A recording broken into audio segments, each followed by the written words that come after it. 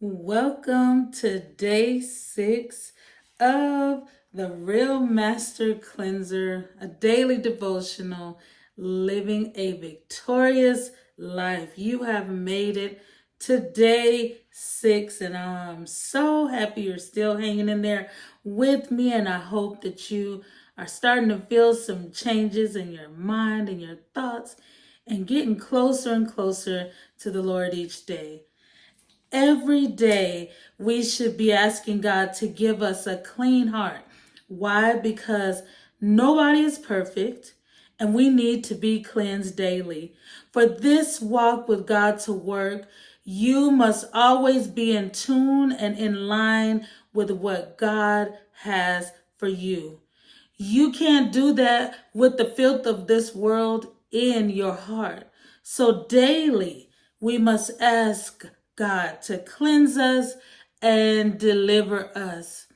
Today, what I want you to do is write down some of the things, some of the challenges that you have, whether you think they're small or large, just something you want to work on or something you've been working on. Write them down and prioritize them in what order you're going to work with them.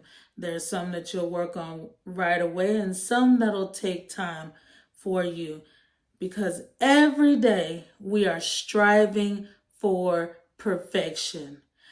God wants to be in your heart, but it begins in the mind. This brings me to the portion of the book that I want to share with you. Do you think that you would be receptive to a new heart? Because this new heart responds to a transformation in your mind, it's your decision if you have a positive response. It's your decision to change your life and the outlook you have. You have a choice. You can either stay in the place that you are in today, or you can be cleansed by the Master by changing your mind. Some people may not agree with me when I say you can just change your mind, but I am a strong believer that you control your thoughts.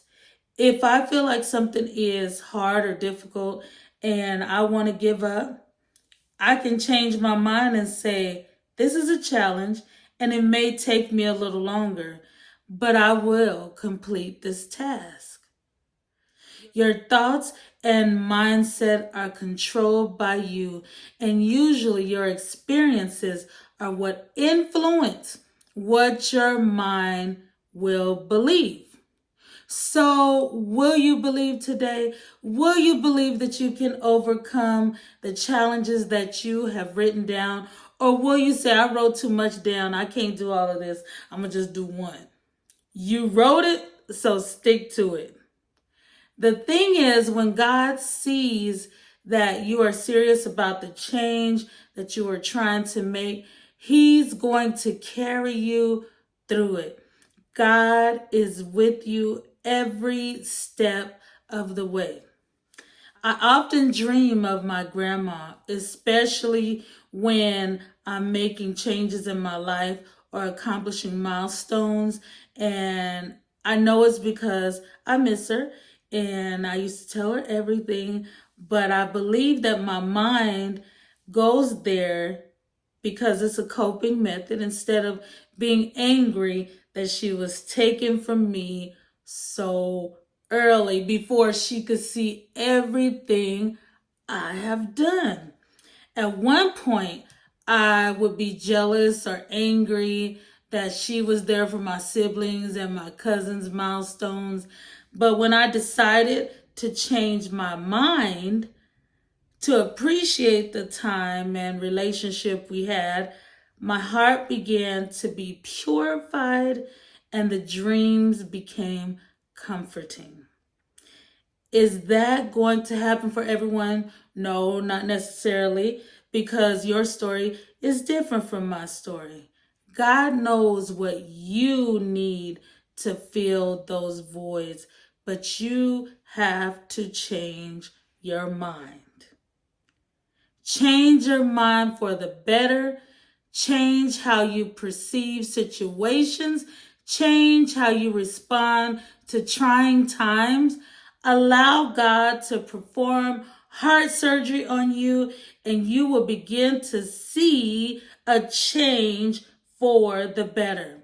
My request to the Lord for you today is that you begin to change your thinking and your mind so that your heart can be pure and revived. I told them at prayer over the weekend that this month is the 8th month, and a lot of people say that 8 means new beginnings. When I think of new beginnings, I think of reboot, restart, a refreshing, a revival. So it's time for revival and it's time for a reboot. Don't be afraid of the change that is taking place or is going to take place. Love it, live it. Remember, each day should be brighter and brighter and better. So I pray that you have brighter days every day, peace and blessings, and I will see you tomorrow.